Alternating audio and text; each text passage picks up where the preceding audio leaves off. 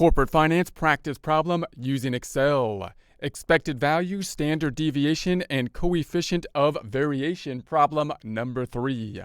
Get ready, it's time to take your chance with Corporate Finance. Here we are in our Excel worksheet. If you have access to the Excel worksheet and would like to follow along, note that we are in the Practice tab as opposed to the Example tab. The Example tab, in essence, being the answer key. Information on the left-hand side, we're going to populate that into the blue area on the right-hand side. We're doing a projection going forward once again using some statistical type of terms, statistical type of analysis to help us with those future projections. Once again, we're thinking about an advertising campaign, and we have the 3 possibilities that we're grouping what we think the possible outcomes would be based on possibly prior information and our projections out into the future. So we're just going to say it could turn out bad, good, or very good. So we have our 3 options here. Now, what would it mean to be bad? Well, based on prior information, we're going to say 600 on the unit sales. Good, we're going to say 800, and then very good, the 1,400. So we're going to imagine we picked up this information based on prior sales or prior advertising we have put into place. Then we want to assign probabilities to them that will add up to 100%, the likelihood that we believe each of these items will be come to fruition. I'm going to sum these up. Obviously, the sum of them has to be equal to 100%. So we're going to say bad 30%, good 50%, and then very good 20%. And so we're going to take the 600 times the 30%. Going to go ahead and copy that down, for that being the autofill feature. So the 800 times 50 is 400. The 1,400 times 20 is the 280. Going to underline here, font group and underline, and then sum it up with the equals SUM function. Adding those up, that's going to give us the 860. So we assume that to kind of be the expected value then, which you can think of basically the average. That's what we're going to expect basically to happen given this set of scenarios and our weighted percentages. Oftentimes, that is what we're looking for, but we might go further than that and try to think about, the variation of the outcomes that could be there, possibly looking for the amount of risk that might be involved. This would be more applicable oftentimes when we're comparing 2 different data sets, which we'll do in future presentations. Note this time, unlike prior problems, we basically have the 3 categories here instead of the 4 categories. You could have then multiple categories that might be involved in some kind of decision-making process such as this, but your goal is to basically group them together and put in those amounts that will be related to whatever it is that you expect to be happening for them, and then weight them in such a way that they will add up to 100% so that you can calculate your expected value. So let's break this out into a series of numbers so that we can apply our statistical kind of calculations in the normal way, and then once again we'll do it in the way that basically we would expect to see within like corporate finance kind of calculations. So we'll see the similarities between the 2. So let's imagine here that we have the 300. If we had the 600 at 30%, we would say that would happen then 600 3 out of 10 times. So let's just we're going to have a series of 10 numbers. We're going to say 600 will be 3 of them. 800 will be 5 out of the 10 because it'll be 50% if we have 10 numbers. So the 800, 800, 800, 800, that's 5, right? Isn't it? 1, 2, 3, 4, 5. It is. I knew it. I knew I counted to 5 right there. And then the 1,400 is going to happen 2 times, 2 out of the 10 being the 20%. Let's go ahead and total that up. We'll have the total. This equals the sum of these items. And I'm going to underline that, font group and underline. And so there we have it. Now, this would be a series of numbers that we could typically kind of do our statistical type of analysis with. So we can do something like the population variance now. So we're going to do that basically in an Excel worksheet. So to do that, we're going to calculate the mean or the average. So let's take the average of this series of numbers, which we can calculate by saying equals average, and then shift 9, taking this series of numbers right then and there, and enter. That's going to be our 860. Notice that matches our expected value down here. And obviously, to calculate that with this series of numbers, we would add them all up and divide by then the amount of numbers, the amount of the population, which in this case is 10. So we're going to say this equals the 860. Let's copy that on down, so every cell equals the one above it. And then we'll take the difference, basically right here in the calculation now, the numerator.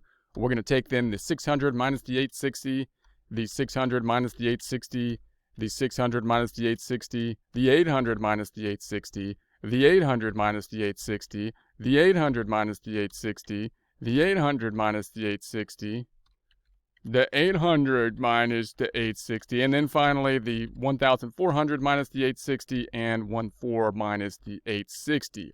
So there we have it. Now let's go ahead and square these items. So we're going to square them now, basically doing this component of the equation. So we're going to say this is going to be equal to that number, shift 6, the caret 2, squaring it, pulling that on down, putting our cursor on it, fill handle, dragging it on down. So there we have it. Going to underline, font group, and underline. Let's go ahead and sum it up now. Equals the SUM, sum function, and sum that up. And then that's it. So now we're going to have the population size. So the population size, which measures just the number of items here, which were 10. That's going to be n at the bottom of our equation here. I'm going to do that with the cool count formula. So that's the best way to do it. The most impressive way to count these ones is just use the count function. And there it is. It counted 10 of them, just like we thought it would. And then we're going to go to the font group and underline. And then we have the population variance. Population variance, I'm going to say is equal to this one. Population variance is going to be equal to the 804 divided by the 10. Then we got the 80,400. Now that's got that squared components in it. We're talking squared units at this point, which if they were dollar, like squared dollar. So we want the standard deviation typically. So let's pick up the standard deviation, which is the square root of that number, equals the SQRT, square root, in other words, of the 8,400. Adding a couple decimals there by going to the number group, decimalized. And then we've got that's the standard deviation. And then if we take the mean or the average to get to the coefficient of variation, let's calculate it again. It's that 860 or the 860 here, or just the average, which of course is the mean, average, same thing. So just keep that in mind. The median is different than the average. You recall all this stuff from statistical courses, hopefully, or some of it, or it'll come back to you. It's all coming back now. I'm totally remember everything this time about statistics. So now we're going to say the 283.55 divided by the 860, and we're then going to add some decimals there. So there we have it. Now we're at the 0.330. So you could do that same kind of thing. You might see someone do this basically just in Excel. So if I wanted to just use like Excel functions as much as possible, and again, it's nice to see a series of numbers over here to actually do this calculation, because again, this calculation here gives you an idea, a pictorial idea about the data set. So it's kind of useful to actually do that. But if you just do this in Excel, obviously the mean or the median, we did that one. That's the average function, average of this series of numbers right there. Just as we saw before, there it is. We could do the standard deviation equals the standard D, SDEV with the dot P, because this is going to be for the population as opposed to the dot S for the sample size. We're going to assume total population formulas here. If you don't know what those two things mean, take a look at, there's a lot of statistical kind of course stuff on this that you can research on YouTube or wherever you want to go. So then the variance, we got the variance is going to be the and once again, population I'm going to pick up. So we'll pick up the population, and there we have that. And then the coefficient is going to be the standard deviation divided by the average, mean, or median. And there we have that once again. If I add a couple more decimals here, we should come up to the same number. And we do, just like we should have.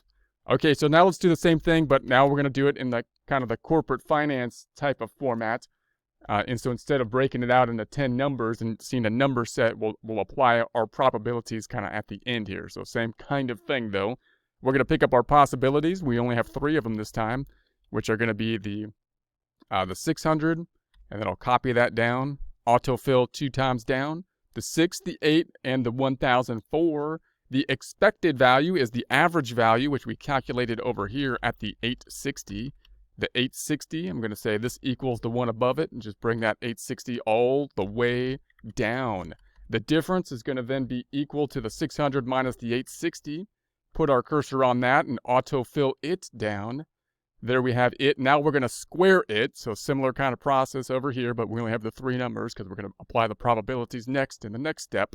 So this is going to be then that cell shift 6 caret to the power of 2. 2 power of 2 squared, in other words. And we're going to drag that down.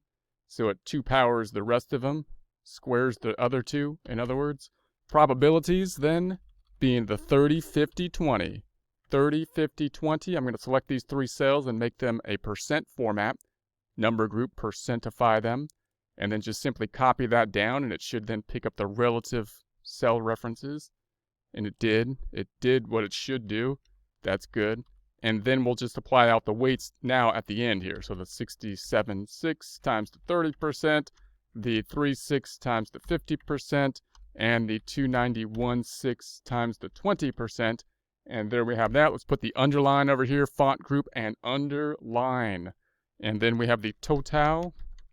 Summing up the total equals the SUM shift 9 of those 3 numbers.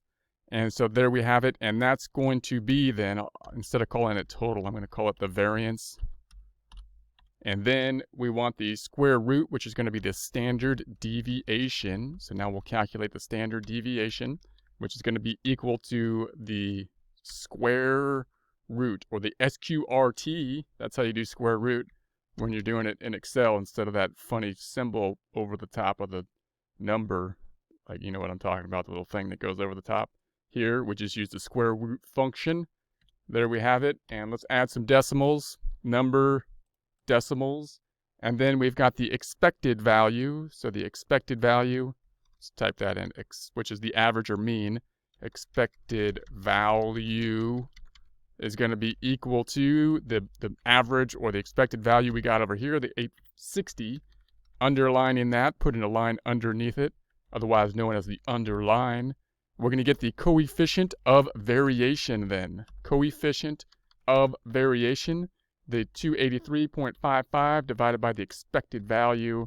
And there we have something funny happen. That's not right. That's not right. Hold on a second. Dividing, and then add a couple decimals. So there we have that. And so once again, this last number often used when we do some more comparisons of different data sets, and we'll take a look at some of those in the future, but just get a feel for this kind of statistical analysis, or and see how it kind of relates to a series of numbers, which might be where, when you're thinking about these kind of terms, you most likely would be applying them to a list of numbers.